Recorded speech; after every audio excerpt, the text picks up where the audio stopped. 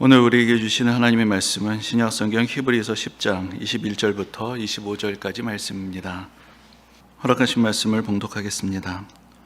또 하나님의 집 다스리는 큰 제사장이 계심에 우리가 마음의 뿌림을 받아 악한 양심으로부터 벗어나고 몸은 맑은 물로 씻음을 받았으니 참 마음과 온전한 믿음으로 하나님께 나아가자. 또 약속하신 이는 미쁘시니 우리가 믿는 도리의 소망을 움직이지 말며 굳게 잡고 서로 돌아보아 사랑과 선행을 격려하며 모이기를 피하는 어떤 사람들의 습관과 같이 하지 말고 오직 권하여 그날이 가까움을 볼수록 더욱 그리하자. 아멘. 지난 한 주간 동안 우리나라는 물론이고 전 세계에서 가장 많은 관심을 받았던 사건은 아마도 미국의 대통령 선거였을 것입니다. 남의 나라 정치 문제까지 관심을 가지기에는 우리나라도 충분히 심각하고 복잡한 문제들을 가지고 있지만 그래도 미국은 단지 남의 나라라고 하기에는 좀 그렇게 치부하기에는 우리나라와 전 세계에 미치는 영향이 큰 그런 나라이기 때문에 누가 미국의 대통령이 되느냐에 대해서 많은 사람들이 또한 관심을 갖게 되는 것 같습니다. 그리고 단지 지금 전 세계에 가지고 있는 정치적, 경제적, 군사적, 문화적인 영향력 때문만이 아니라 미국은 대통령제라는 제도 자체를 역사적으로 처음 고안한 나라이기 때문에 또 그만큼 미국의 대통령 선거가 가지는 특별한 의미가 있습니다. 북아메리카 대륙 동부에 있었던 13개의 식민지가 서로 연합을 해서 영국으로부터 독립을 하게 될 때 그들이 그 당시에 당연하게 생각되었던 대로 어떤 새로운 왕을 옹립한 것이 아니라 국민들이 선출하는 그런 대통령제를 채택을 하면서 이제 대통령을 선출하게 되었던 것은 민주주의 발전의 역사에 있어서 그야말로 획기적인 도약을 가져오는 그런 사건이었습니다. 그래서 이것은 일종의 혁명이었고, 그래서 우리는 흔히 미국 독립전쟁이라고 그렇게 부르지만 미국 사람들은 이 사건을 가리켜서 아메리칸 레볼루션, 미국 혁명이다라고 그렇게 부르는 것을 듣게 됩니다. 그 미국 사람들 스스로가 이것은 단지 영국으로부터 어떤 새로운 나라가 독립하게 된 사건이 아니라 왕정에서부터 공화정으로 정치적인 체제 자체를 변화시켰던 그런 혁명적인 사건이라고 스스로 역사적인 의미를 부여하고 있는 것입니다. 그런데 이렇게 큰 의미와 관심을 부여받는 중요한 사건이지만 다른 한편으로 지난 한 주간 미국 대통령 선거와 그 후의 개표의 과정을 지켜보는 사람들에게는 어떤 면에서는 좀 짜증과 실망감을 안겨주기도 했던 그러한 한 주간이었습니다. 일단 선거 제도 자체가 좀 복잡합니다. 그러니까 직접 선거를 하는 우리나라하고는 달리 먼저 대통령 선거인단을 선출하고, 사실 절차적으로 보면 지난 그 화요일날 대통령을 뽑은 것이 아니라 이 선거인단이 나중에 뽑혀진 후에 확정이 돼서 다시 모여서 그때 대통령을 선출하는 이제 그런 제도를 가지고 있습니다. 그리고 국민들 개개의 투표의 수를 합쳐서 그 대통령을 결정하는 것이 아니라 이제 선거인단을 선출해서 그 확보한 선거인단의 숫자에 의해서 이제 대통령이 결국 결정이 되게 되는데, 그런데 그러다 보니까 이것이 일종의 승자 독식의 제도가 있어서 한 표라도 한 주에서 더 많이 얻은 사람이 그 주의 선거인단 전체를 차지하는 그런 제도가 되기 때문에 때로는 국민들의 그 지지하는 표 전체를 합친 거의 결과하고는 다른 그런 선거 결과가 나오게 된다고도 합니다. 그래서 이제 우리로서는 좀 복잡하고 좀 이해하기 힘든 그런 제도를 가지고 있는데, 나름은 그것이 미국의 어떤 여러 주들의 모임으로서의 연방이라는 것의 의미를 살리는 그런 제도라고 또 설명을 합니다.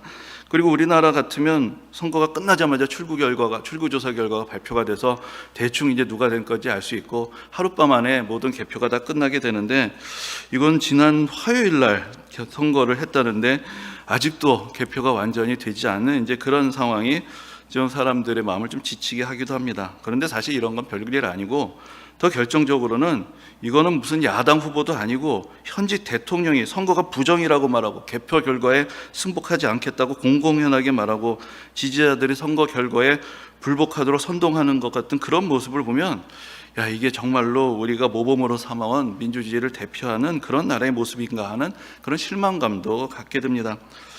물론 그것도 나름의 선거 전략이라고 분석도 하고 소송을 불사하면서 끝까지 버텨서 결국은 연방 대법원까지 가려는 것이다 라고 이야기도 하지만, 그런 복잡한 제도와 절차 이런 것은 잘 모르겠고, 제가 한 가지 느낀 것은 트럼프 대통령이나 아니면 그 지지자들이 외치는 구호가 Make America Great Again인데, 미국을 다시 위대하게 만들자는 것인데, 과연 지금 그 사람들이 하는 일들이 미국을 전 세계 사람들 앞에서 다시 위대하게 만들고 있는 것이라고 생각하고 있는지, 거기에 대해서는 저에게 아무도 기회를 주지는 않지만 저는 한 번은 꼭 질문을 해보고 싶다는 생각이 들었습니다.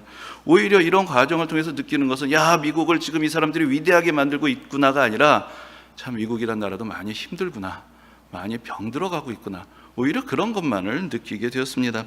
사실 미국이 원래 그런 나라는 아니었습니다. 지난 주간에 제 친구가 페이스북에 링크를 해주어서 제가 보게 되었던 영상이 하나 있는데, 지난 2008년 미국 대통령 선거에서 그 공화당 후보였던 고 맥케인 상원 의원이 패배가 확실히 되었을 때 패배를 인정하면서 했던 그런 연설의 장면을 보게 되었습니다. 그런데 그는 단지 그냥 거기서 그 패배를 인정하는 것뿐만 아니라 미국에서 최초로 흑인 대통령이 선출된 것에 대해서 축하를 하고, 그리고 이제 선출된 오바마 대통령과 자기가 많은 면에서 생각은 다르지만 그러나 함께 협력해서 미국을 위대하게 만들자라고 그렇게 이야기하는 그런 모습에서 저는 진정성을 느끼게 되었고 감명을 받게 되었습니다.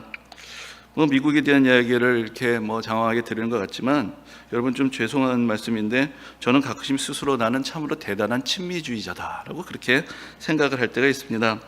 제가 어렸을 때 매주 토요일 아침에 그 미군 방송이죠, AFKN에서 만화를 틀어줬습니다. 그래서 토요일 아침이면은 텔레비전 앞으로 달려가가지고 거기 앉아서, 제 기억이 한 9시에 시작이 됐던 것 같은데 언제 시작하나 하고 기다리고 있었는데, 그러다 보면 매일 뭐를 듣게 되냐면은 미국 국가를 듣게 됩니다. 방송이 시작될 때 제 기억이 맞는다면 먼저 애국가를 해줬고, 그리고 바로 이어서 미국 국가가 연주가 됐습니다. 그거를 이제 매주일 토요일마다 미국 국가를 들었던 것이죠. 그래서 정말 죄송한 말씀인데 전 가끔 지금도 애국가가 다 끝나고 나면은 대한 사람 대안으로 길이 보전하세 빰빠밤빰 두두두두두두 빰빠밤빰빰빰 하고 미국 국가가 그냥 자동으로 연상되는 그런 이상한 경험을 하고 있습니다. 그리고 지금도 미국 국가가 연주되는 것을 들으면 난 미국 사람도 아닌데 약간의 어린 날의 추억과 뭔가 뭉클한 느낌을 막 갖게 되는, 그래서 저는 감정적 친미주의자다라는 그런 생각을 하곤 합니다. 그리고 제가 중학교 2학년 때 저희 아버지가 미국 연수를 1년간 가시게 되었고, 그래서 그때 처음으로 온 가족이 이제 미국 여행을 하게 되었습니다. 그런데 이제 그것을 알게 된 것은 그것보다 이제 훨씬 전에 중학교 1학년 때였는데, 제 기억으로는 어느 날 저녁에 이제 아버지께서 좀 늦게 오셨는데 동생들은 다 자고 있었고, 근데 이제 그때 저에게 우리가 이제 미국에 가게 됐다라고 그렇게 말씀을 하셨습니다. 근데 제가 그 말씀을 듣고는 아주 쿨하게 그래요? 하고는 방에 들어가서 그야말로 제 머리가 천장에 닿을 만큼 방방 뛰면서 자고 있던 동생들을 다 깨워서 우리 미국 간대, 우리 미국 간대 하고 그렇게 외쳤던 기억이 납니다. 그리고는 학교 와서 하도 친구들한테 나 미국 간다, 나 미국 간다고 자랑을 해서 그 다음부터 친구들이 저를 만나기만 하면 너 아직도 안 갔냐? 너 아직도 안 갔냐? 그랬던 기억도 납니다. 아무튼 저뿐만 아니라 많은 사람들에게 미국이라는 나라가 선망의 나라였고, 또 민주주의와 자유와 창의력을 대표하는 이제 그런 영감을 주는 나라였습니다. 그래서 미국이 세계를 지배하고 큰 영향력을 미치게 되었던 것은 물리적인 힘뿐만 아니라 그런 문화적, 정신적인 힘을 가지고 있었기 때문이 아닌가라고 생각을 합니다. 어쨌든 지금 미국 사람들이 미국을 다시 위대하게 만들자라고 하면서 나름대로의 생각과 방법으로 애를 쓰고 있는 것 같기는 합니다. 그러나 외부인의 관점에서 볼 때 그게 정말로 미국을 위대하게 만들고 있는 것인지, 정말로 미국을 다시 위대하게 만들겠다는 것인지에 대해서는 의문이 되는 그런 말과 행동들을 보고 있습니다. 근데 제가 이런 말씀을 드리는 것은 물론 미국의 이야기, 어차피 남의 나라 이야기지만 저도 오늘 여러분들에게 이런 질문을 드리고 싶습니다. 그러면 우리는 어떻게 기독교를, 교회를 다시 위대하게 만들 수 있겠습니까? 어떻게 교회를 새롭게 하고 교회가 이 세상에 가져왔던 영적인 권위를 다시 회복할 수가 있겠습니까? 지금 우리나라 교회가 처한 상황은 여러 번 말씀드려서 더 말씀드리지 않아도 여러분들이 더 잘 아시겠지만 사실 여러 가지 면에서 우리를 답답하게 하고 실망스럽게 하기도 하고 또 위기감을 느끼기도 합니다. 성도들의 수도 줄어들고 사회적인 영향력도 감소할 뿐만 아니라 부정적인 인식들도 증가하고 교회 내부적으로도 부도덕하고 비상식적인 그런 일들이 도처에서 벌어지기도 합니다. 그래서 올 가을에 다시 말씀을 증거하면서 교회 역사를 정리해보고 우리가 계승해야 할 진정한 기독교의 전통과 모범은 무엇인가, 이것을 찾아보고 있습니다. 그래서 그동안 선지자들의 정의와 공의에 대한 외침을 들어보았고, 또한 예수님의 그 하나님 나라에 대한 가르침을 다시 상기해 보았고, 사도들의 복음 전파에 대한 사명을 다시 한번 보았습니다. 또 순교자들의 희생, 수도사들의 기도, 또 개혁자들의 하나님 말씀에 대한 열정들을 계속해서 살펴보았습니다. 그런데 이제 그동안 설교를 준비하면서 책도 찾아보고 다시 공부도 하면서 과거의 여러 가지 소중한 전통들과 모범들을 찾아서 또 성도님들에게 전해드리려고 했지만, 그런 한 해 한 해 말씀을 전하면서 처음 가졌던 열정이 점점 식어가는 것을 느끼게 됩니다. 제가 그동안 설교했던 것을 지난 주간에 다시 쭉 이렇게 읽어봤는데, 처음에는 뭔가 참 그럴듯하게 시작했던 것 같은데 이게 점점 용두사미가 되는 것이 아닌가, 그런 생각도 듭니다. 문제를 지적하는 것, 비판하는 것은 그리 어렵지 않습니다. 그러나 대안을 찾고 구체적으로 우리가 어떻게 해야 하는가, 그 길을 찾아가는 것은 쉬운 일은 아닌 것 같습니다. 순간의 열정만으로 되는 것도 아니고, 또 게다가 그 열정도 그렇게 오래 지속되지 않는다는 것을 느낍니다. 그리고 그저 과거의 지식을 나열하는 것에 그치고 있는 것은 아닌가. 과연 나는 지금 살아계신 하나님을 느끼며 진정한 사명감을 가지고 오늘 우리에게 주시는 말씀을 얼마나 감동적으로 전하고 있는가, 그런 각성과 반성을 하게 되었습니다. 그런데 그런 차원에서 오늘 이제 소개해드리고자 하는 경건주의자들의 모범은 우리에게 많은 교훈과 도전을 주고 있습니다. 경건이란 말 자체는 사실 신앙생활의 핵심적인 가치라고 할 수 있기 때문에 어느 시대에나 사용되던 일반적인 표현들입니다. 그러나 역사적으로 볼 때 경건주의라고 할 때에는 17세기 중반부터 독일에서 시작된 신앙운동을 특별하게 가리키는 그런 용어가 됩니다. 루터의 종교개혁이 1517년에 시작이 되었기 때문에 이제 17세기가 되면은 종교개혁이 시작된 지도 벌써 한 세기가 지난 그런 시대였습니다. 이제 개신교도들도 신앙의 자유를 얻게 되었고, 특히 독일의 여러 지역에서는 주류 종교가 되었습니다. 그러나 종교개혁 초기의 열정을 잃어버려서 신학자들은 복잡한 교리 논쟁에 빠져들어가게 됩니다. 처음에는 가톨릭 교회하고 개신교의 사이의 논쟁이었는데, 이제는 개신교도 루터파, 칼빈파 나누게 되니까 또 서로가 서로를 물고 뜯으면서 지리하고 지역적인 그런 교리적인 논쟁들을 이어가게 됩니다.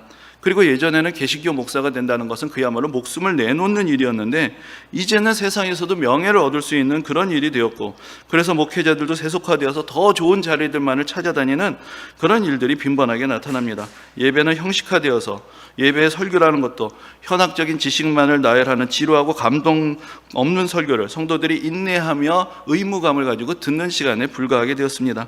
그리고 그렇게 은혜를 받지 못하는 상황 속에서 성도들에게도 부도덕하고 절제 없는 생활이 만연해 있었습니다. 종교개혁의 이상은 실종되고 하나님의 말씀의 능력은 상실되었고, 무엇을 위해서 그렇게 큰 난리를 치면서 개혁을 했었는지 이해할 수 없는 그런 무기력감 속에 교회가 빠져들어가게 되었던 것입니다. 이러한 상황 속에서 다시 종교개혁의 이상과 열정을 회복하고 하나님의 말씀으로 교회를 바로잡고 성도들의 삶을 변화시키려는 운동이 일어나게 되었는데, 그것을 우리가 경건주의 운동이라고 부릅니다. 경건주의 운동의 지도자 중에 한 사람이었던 필립 슈페너는 경건한 열망이라는 책을 저술해서 교회와 성도들을 깨우는 데 크게 기여했습니다. 우리말로도 번역이 되어 있는데, 그 책의 서문에 당시의 교회와 성도들에게 이렇게 도전하는 글이 있습니다. 마지막 심판 때 우리가 얼마나 배웠고 우리의 지식을 세상 앞에 나타내었는가, 그렇지 않은가 하는 것으로 심판받지 않는다는 것을 기억합시다. 어느 정도 우리가 사람들의 인기를 누렸으며 그 인기를 유지하는 법을 알았는가, 우리가 얼마나 명예롭게 높아졌으며 세상에서 얼마나 큰 명성을 남겼는가, 또는 얼마나 많은 재물을 우리 자녀들을 위해 축적하였는지, 그렇게 해서 어떤 축복과 저주를 불러들였는지 하는 것으로 심판받지 않는다는 것을 기억합시다. 그 대신에 우리가 신문받을 내용은 얼마나 신실하게, 그리고 얼마나 어린아이와 같은 마음으로 하나님의 나라를 확장시키려고 힘썼는가, 세상의 조롱을 받으면서 자기를 부인하고 자기 십자가를 지고, 그리고 우리 주를 본받는 가운데 얼마나 순수하고 경건한 가르침으로 청중들에게 교훈을 주려고 하였으며, 소중한 모범으로서 얼마나 저들을 교화시키려고 하였는가, 얼마만한 열심으로 우리의 잘못되고 사악한 삶에 대하여 맞서 싸웠는가, 또는 얼마만큼의 오래 참음과 기쁨으로 명백히 불경건한 세상 또는 거짓된 형제들에 의해 우리에게 가해진 박해나 대적을 견디어내었고, 그러한 고통 중에서 우리의 하나님을 찬송하였는가 하는 것이라는 점을 기억합시다. 그런 글로 그 서문을 시작을 하고 있습니다.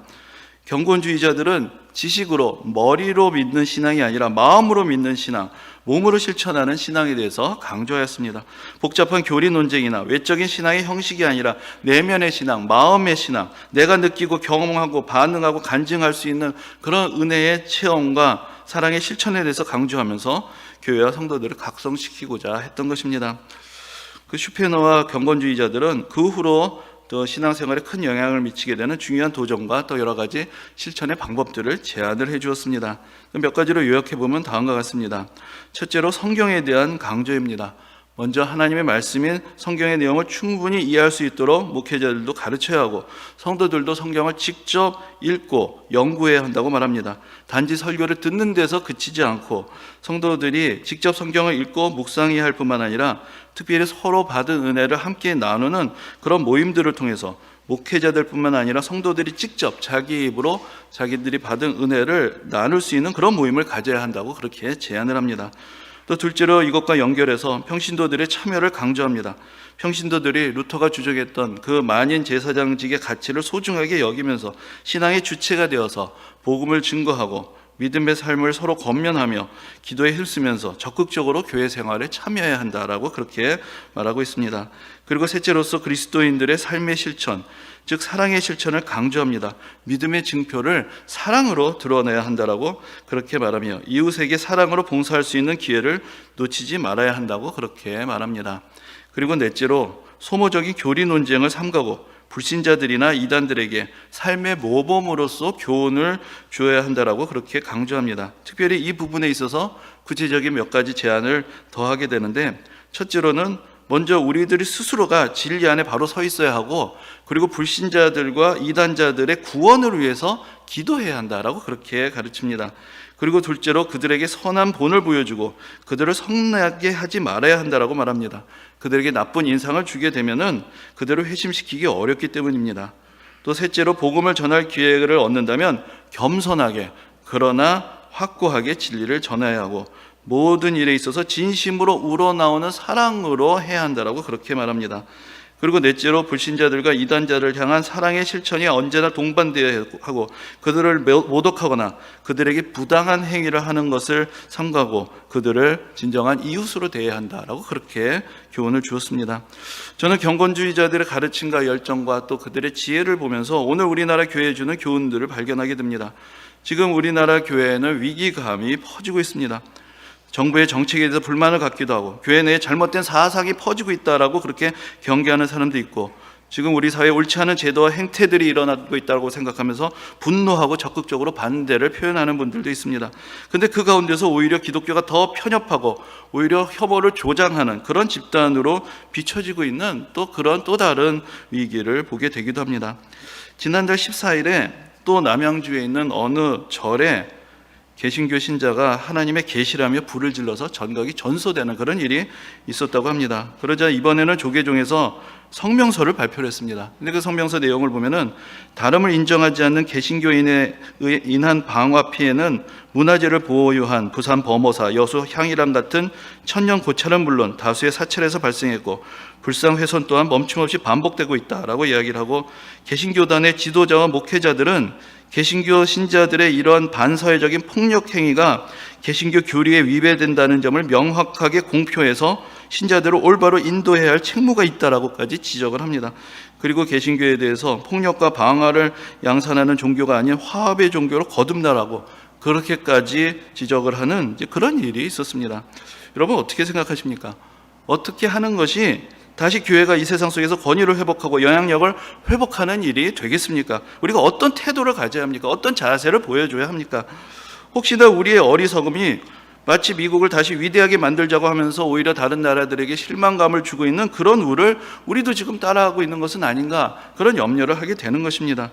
경건주의자들은 지혜롭게 불신자들, 대적하는 사람들, 이단들에 대해서 진심 어린 사랑과 관용으로 대할 것을 권면합니다. 그리고 그들에 대해서가 아니라 먼저 우리들 스스로가 하나님의 말씀으로 돌아가서 깊이 말씀을 묵상하고 기도하는 것에서부터 교회 각성과 회복이 시작돼야 한다라는 것을 가르치고 있고, 특히나 하나님의 말씀을 묵상하고 은혜를 나누는 성도들의 자발적인 소모임이 중요하다는 것을 강조하고 있습니다.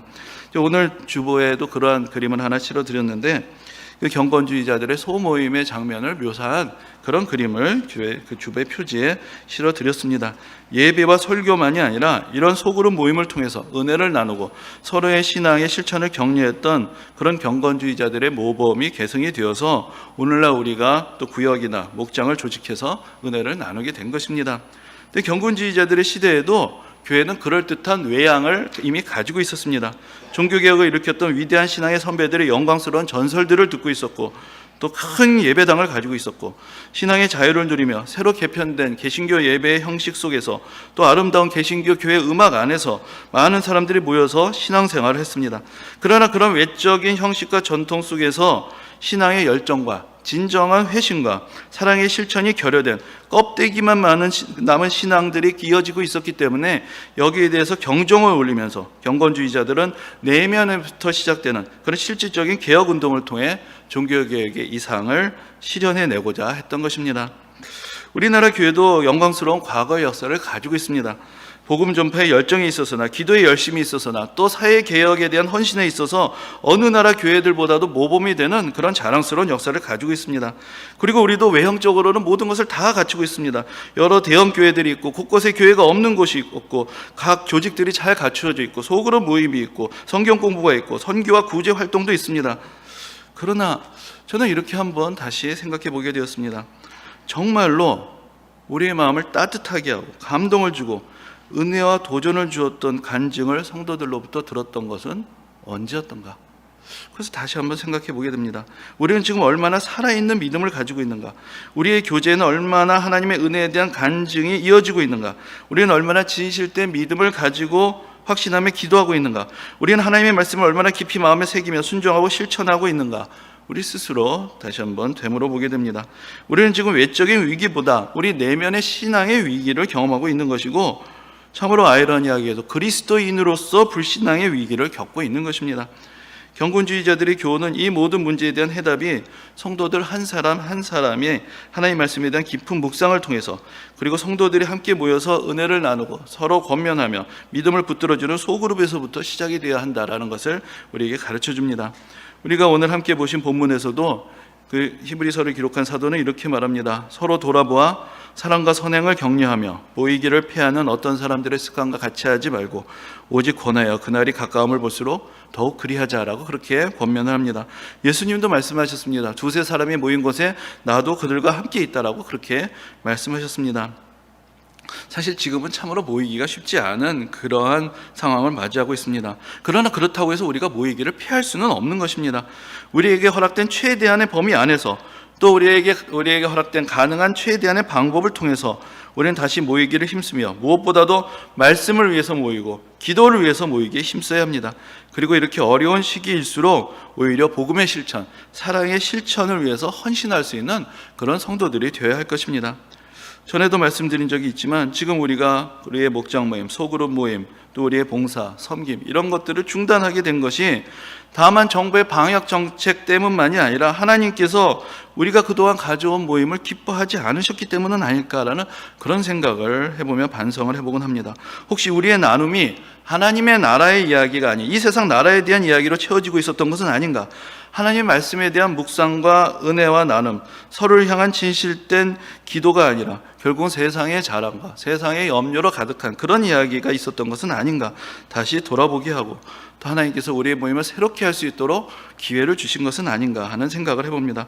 지금 우리가 여러 가지 어려운 상황에 직면하고 있지만 그러나 우리는 다시 이 땅의 교회들을 일으켜 세우고 하나님의 말씀의 능력과 기도의 능력을 다시 회복해야 합니다. 우리는 다시 모이고 다시 격려하고 다시 말씀을 손에 들고 다시 손을 모아서 기도하면서 우리의 인생을, 이 땅의 교회들을, 이 나라를 하나님의 은혜 가운데 새롭게 하여야 하는 것입니다.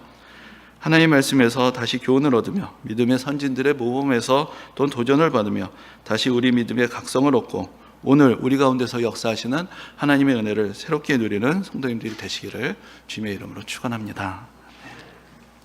은혜로우신 주님, 오늘 우리를 부르셔서 주님 앞에 다시 모이게 하시고 주님의 은혜를 다시 한번 깨닫게 하시며 우리를 붙드시고 인도하시는 주님의 선하신 손길을 알게 하심을 감사를 드립니다. 참으로 어려운 시대를 하루하루 살아가고 있습니다. 그러나 이 시대에 우리가 새로운 믿음의 도약을 하기를 원하고 새로운 믿음의 도전을 하며 믿음의 본질에 이르게 되기를 원합니다. 겉으로 드러나는 형식은 여러 가지로 흔들리고 어려움이 있지만 그러나 우리의 내면이 더욱더 진실되게 주님을 바라보게 하시고 우리가 마음의 신앙, 진짜 우리의 몸의 실천을 우리가 이름으로 진정으로 하나님의 말씀이 우리 삶 가운데서 살아서 역사함을 보게 하시고 우리가 더욱더 주님의 은혜 앞에 가까이 나아가며 오늘도 우리를 위해서 역사하시는 주님의 크신 능력을 경험할 수 있도록 인도해 주옵소서. 감사드리며 예수님 이름으로 기도합니다. 아멘.